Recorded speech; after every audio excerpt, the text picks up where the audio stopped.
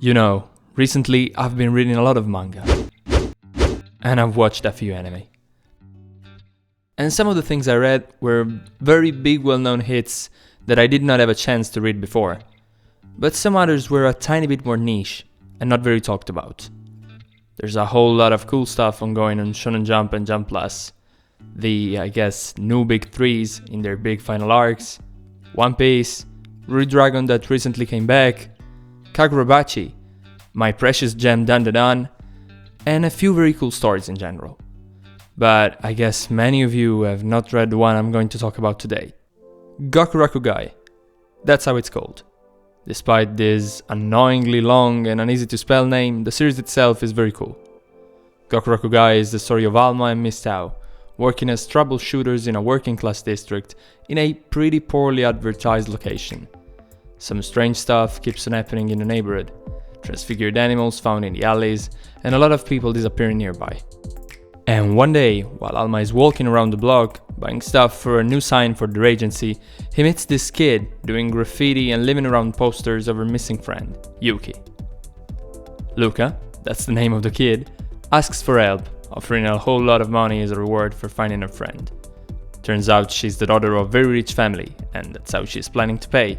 And she doesn't have the best of relationships with her father, classical Japanese strict parental figure that doesn't want her to waste her time doing stupid shit like reading manga and drawing instead of focusing on studying. And apparently she's also bullied at school cause she's rich. What? By the way, one day, while she's in a park drawing, she's seen by this kid, Yuki, who praises her work.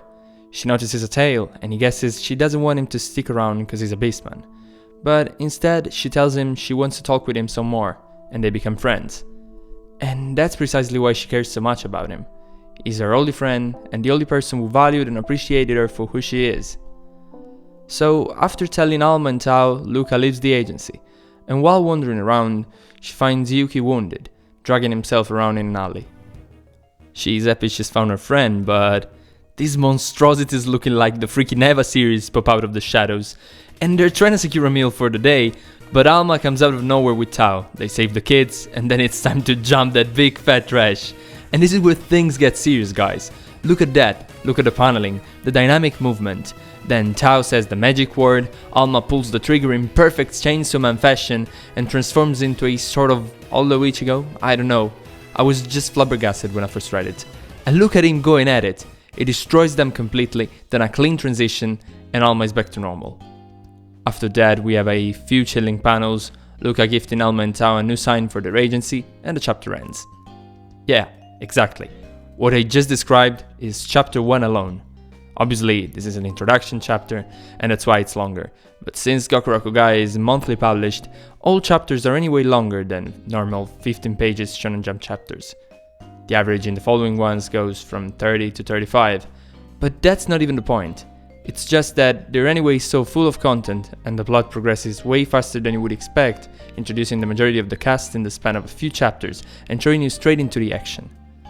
And without delving too much into it because of spoilers, the plot is that those creatures you've seen before are called Manga, or calamities, and Alma, Tao, and the other members of the Saragi anti-Manga organization are hunting them down whilst being some way connected to them. Because Alma, as we learn in chapter 1, is half human, half manga, and Miss Tao, you learn by reading it.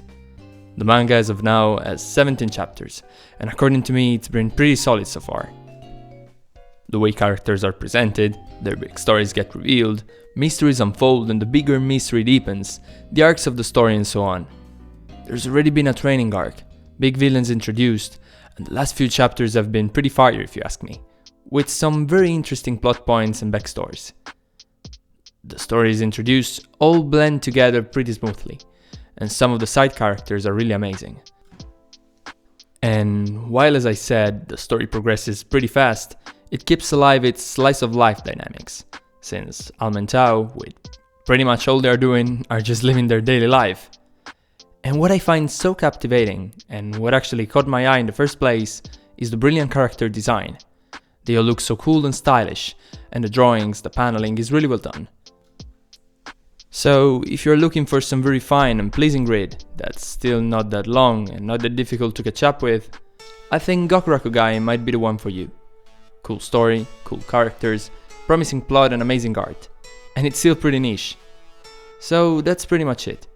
The manga is also getting physically released now, so this might be another sign it's the right time to give it a look. By the way, if you enjoyed this video, tell me what you think about Gokuraku Guy in the comments, if you already knew it or not. And don't forget to leave a like and subscribe. First to nothing helps a lot. See you soon, guys.